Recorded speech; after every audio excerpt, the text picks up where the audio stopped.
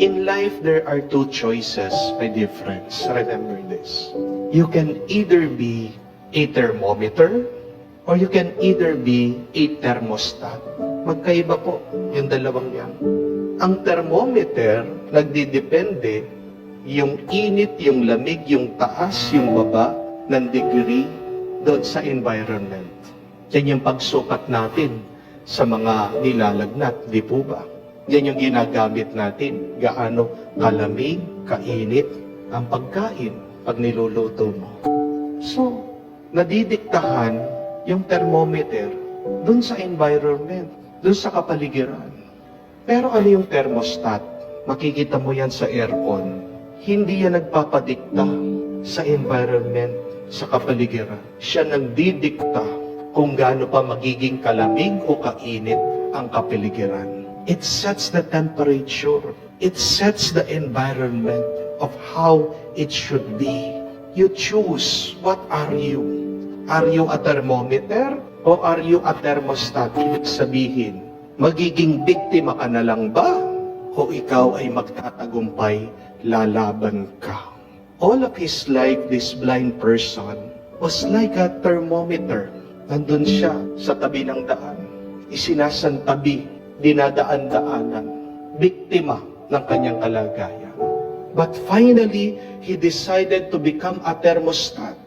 Hindi na lang ako magdidepende dito sa kalagayan ko kung ano sinasabi ng ibang tao. Ako mismo ang magseset sa ano bang aking panaginip o pangarap sa buhay. Kaya nga tinanong siya ng Panginoon, anong gusto mo na gawin ko para sa iyo? And then he said, Lord, I want to see. See, he set the tone. He set the environment. He set his goal, his dream, his desire. He said it to the Lord. Siya'y naging malaya sa kanyang kalagayan. Hindi na lang siya naging biktima. And we can do that. You can choose that. Pwede mong piliin yun sa iyong buhay. At anong mangyayari? Magiging maganda, magiging mabuti ang iyong kalagayan, ang iyong mararamdaman.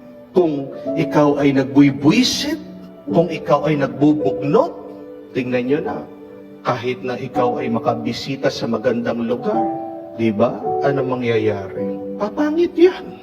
Ang ganda-ganda ng tanawin, pero dahil ang tao, bugnot, buisit, may galit, anong nakikita? Anong sinasabi? Pangkaraniwan lang, ordinary lang, hindi naman maganda. Totoo ba? Hindi maganda. Hindi maganda kasi hindi maganda yung nararamdaman niya. Nung minsan, kasama ko po yung aking kaibigan, naglalakad kami sa mall, tapos may nakita siya, sabi, tignan mo yung taong yun, pangit-pangit niya. Nakita ko naman, normal, wala naman po sungay, wala naman peklat, kayo manggi. Pero bakit ang pangit-pangit niya, sabi niya, may atraso pala sa kanya. See, who we are is what we see. Kaya nga, napakahalaga na piliin natin the cardinal virtues to remain in our hearts, in our soul. We have received these virtues already from God. Faith, hope, and love. And what would you see? What would you experience if these graces and blessings are alive in you? Ano yung mararanasan mo kung araw-araw sinasabi mo, I am grateful? Anong makikita mo kung araw-araw sinasabi mo, I am blessed? Anong makikita mo kung pagkamulat pa lang ng iyong mata, sinasabi mo na, you are loved by God? Kung ganyan, mauumpisan ang iyong araw at magpapatuloy sa maghapon hanggang gabi. Wow! You will be living a very miraculous life. You will experience the best life.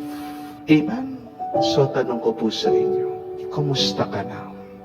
I hope and pray ang sagot niyo po araw-araw, hindi lang yung, Father, mabuti po. May mas maganda pang sagot yan. Mabuting mabuti. Huwag lang mabuti. Mabuting mabuti. Kung ikaw ay mabuting mabuti, makikita mo, sobrang buti din ang Diyos sa iyo.